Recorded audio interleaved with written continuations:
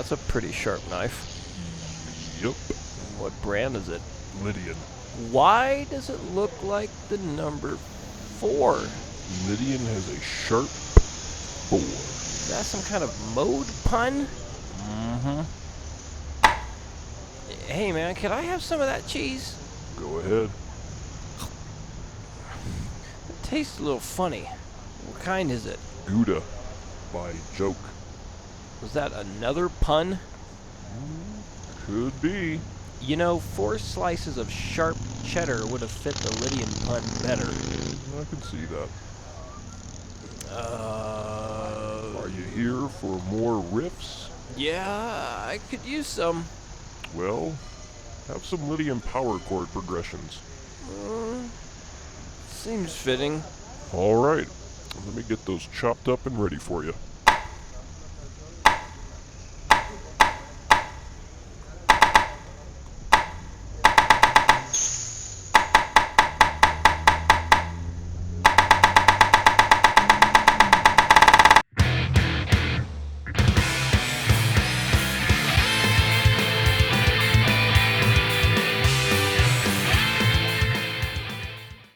So this is another video request.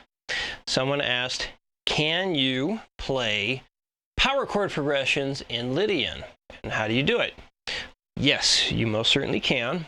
So what we're going to start with on this lesson is a quick explanation of what the Ionian mode is, or your major scale, so you can better understand why the Lydian mode is different. So these examples are in the key of E, or for E Ionian, but then it's going to switch into E Lydian. E Lydian is not in the key of E. E Lydian is in the key of B, B major. So when you build a major scale or your Ionian mode, there are certain whole steps and half steps you got to follow, and this is going to be a pretty quick explanation of what's happening. If you need more in-depth help on what modes are, or the major scale is, and whatnot, look in the video description. There is a link to a video I've done on explaining what modes are. So, starting with your open E string, you're going to follow the major scale, which is going up a whole step, half step, whole step, whole step, half step. And then, in order to make it Lydian, we sharp the 4th note that we played in that major scale. So if you number the notes in that major scale, you'd have 1, 2, 3, 4, 5, 6, 7, 1 again. So 1, 2, 3, 4, that's the note we're going to raise up a half step, and that makes it a sharp 4. So fret numbers, the Lydian mode is 0, 2, 4, 6, 7, 9, 11, 12. Interval numbers are 1, 2, 3,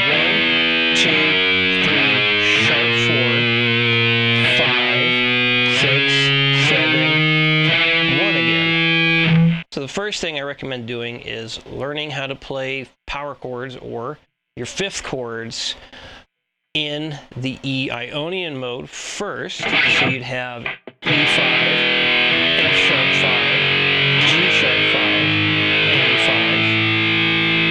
B5, C sharp 5, D sharp 5, and back to E5 and octave higher. Now technically, that D sharp 5 is not in key. If you know why, say so in the comments section. I'd like to hear your answer. Now let's do the same thing, but in E Lydian. The E Lydian is going to have only 1 chord difference. The A5 is going to be replaced with an A sharp 5.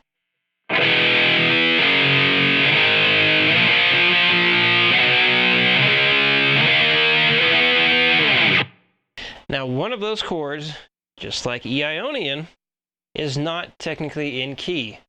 Which one is it? And why? So for this first progression, I'm going to play in E Ionian 2 times through, and then switch it to E Lydian 2 times through. This way, your ear will get a chance to hear the difference between E Ionian and E Lydian.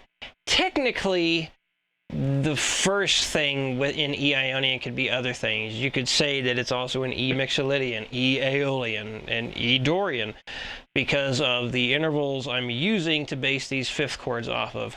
But I'm just going to keep things simple enough and use a 4-chord progression that is easy to hear a difference between when going from Ionian into Lydian. Did you catch all that?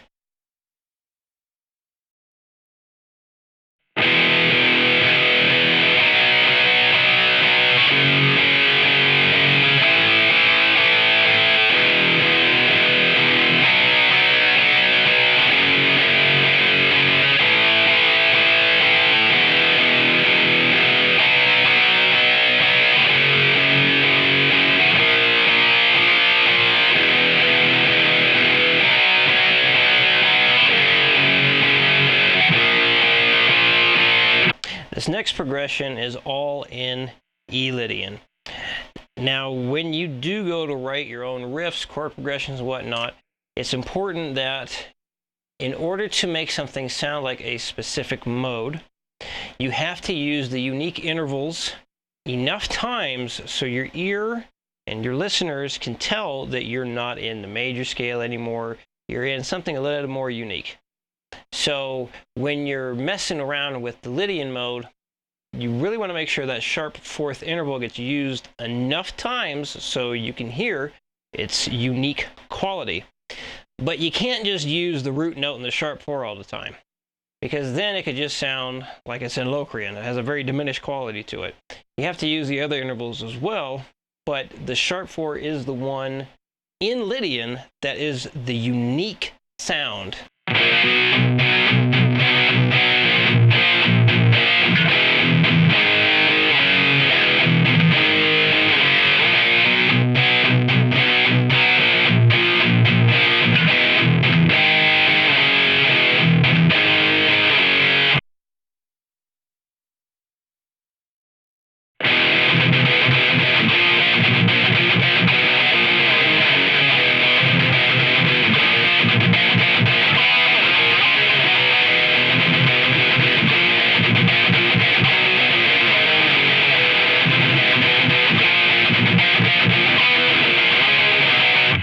The last example for this lesson.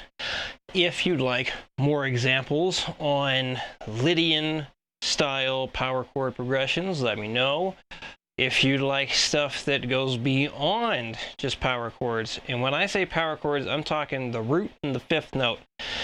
Some people consider power chords to also be major and minor dyads, or 2-finger or 2-note major and minor chords. For example, that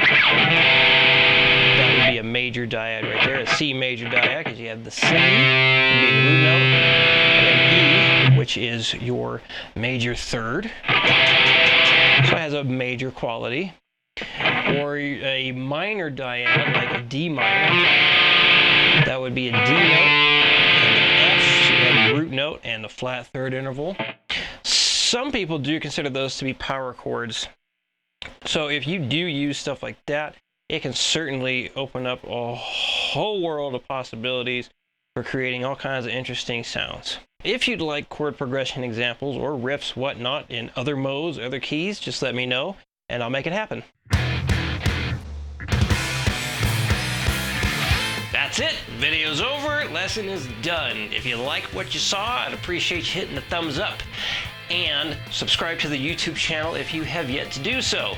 If you would like to contribute to helping lessons like this get made more often, please check out the Mile High Shred Patreon page. There is a link to the website in the video description. You can also help spread the name of Mile High Shred by commenting on the video and sharing the video.